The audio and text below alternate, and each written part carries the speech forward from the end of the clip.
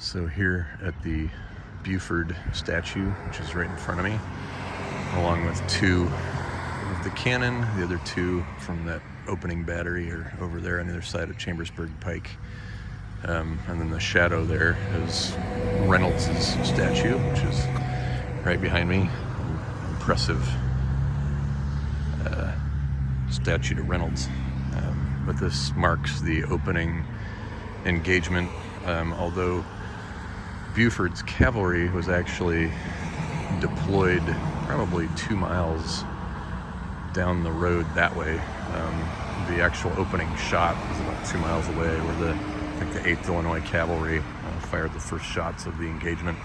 But basically Buford's cavalry were operating as skirmishers for 2 miles before they eventually fell back to this point, just harassing the Confederates the whole way, which forced Heath to deploy his troops, which took time.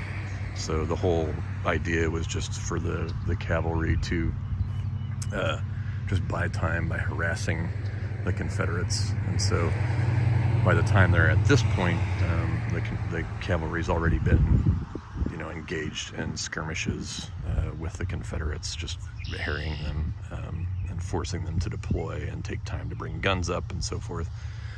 But then here is where you actually had the artillery for the cavalry deployed. So then the cavalry's artillery can actually open up from here on the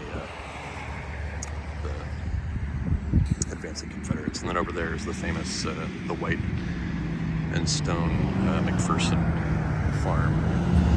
And then the tree line here, this is Herbst's Woods, which is where the Iron Brigade will deploy along Willoughby Run. You can't see Willoughby Run from here, but basically it's running along behind the horizon, or behind the ridge line here, and then through the woods, Herbst's Woods off to the left. And then back there, on the other, behind the barn, you can see where there's some statues and cars parked over there, just around that copse of trees there, which is again more of Herbst's Woods, where Reynolds will be killed. So the first corps is deploying along the ridge back here.